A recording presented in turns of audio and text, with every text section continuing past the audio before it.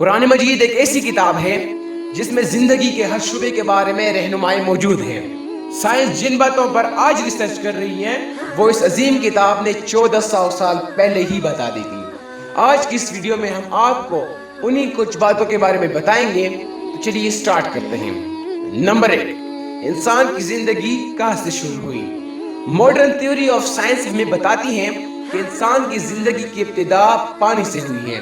انسان کے خلیوں کو آج دیکھا جائے تو ہمیں پتہ چلتا ہے کہ سائٹوپلازم میں 70% پانی ہوتا ہے، لیکن قرآن پاک میں 1400 سال پہلے اس چیز کا ذکر آتا ہے۔ اللہ تعالیٰ قرآن مجید میں فرماتے ہیں کہ ہم نے ہر جاندار چیز کو پانی سے پیدا کیا ہے۔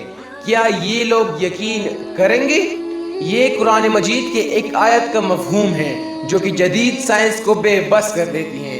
سائنس آج اربوں کے تجربے کر کے اس نتیجے پر پہنچی ہے کہ ہر جاندار کو پانی سے پیدا کیا گیا ہے، لیکن اس عظیم کتاب نے ہمیں 1400 سال پہلے ہی یہ بتا دیا تھا کہ ہر جاندار چیز کو پانی سے پیدا کیا گیا ہے۔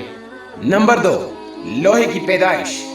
آج کی ماڈرن تھیوری آف سائنس ہمیں بتاتی ہے کہ لوہا زمین کی دھات نہیں ہے۔ آج سے اربوں سال پہلے خلا میں کچھ سیارے پھٹے اور ان کے ٹکڑے ہمارے زمین پر آ گرے تو یہ لوہا اس زمین کا حصہ بن گیا۔ قرآن مجید میں 1400 سال پہلے کیا کہا گیا ہے؟ ارشاد ہوتا ہے کہ ہم نے اس لوہے کو زبردست طاقت دے کر زمین پر بھیجا تاکہ انسانیت اس سے فائدہ حاصل کرے۔ نمبر 3، پہاڑ اور جدید سائنس۔ آج کی جدید سائنس ہمیں یہ کہتی ہے کہ جو پہاڑ ہوتے ہیں ان کا نیچے کا حصہ کئی زیادہ زمین کے اندر ہوتے ہیں۔ آئیے ایک مثال لیتے ہیں۔ K2 دنیا کی دوسری بلند ترین چوٹی ہے جو کہ پاکستان میں واقع ہے۔ اس کی اونچائی 8 کلومیٹر سے زیادہ ہے اور یہ زمین کے اندر 109 کلومیٹر گڑی ہوئی ہے، یعنی 12 گنا سے زیادہ زمین کے اندر دھنسی ہوئی ہے۔ اللہ تعالیٰ قرآن پاک میں فرماتے ہیں کہ ہم نے پہاڑوں کو میخوں کی طرح زمین میں گاڑ دیا ہے۔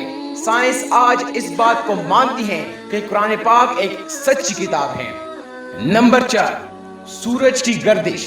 پہلے سائنس کہتی تھی کہ سورج ایک ساکت ستارہ ہے، وہ گردش نہیں کرتا۔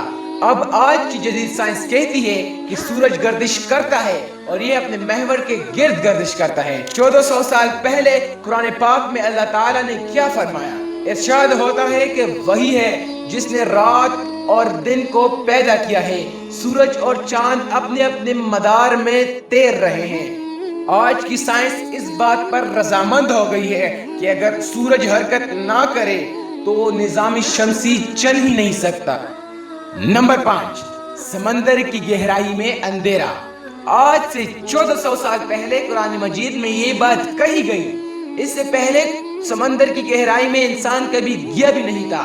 انسان سمندر میں بغیر سائنس والے آلات کے 80 میٹر تک جا سکتا ہے، وہاں تک سورج کی روشنی موجود ہوتی ہے۔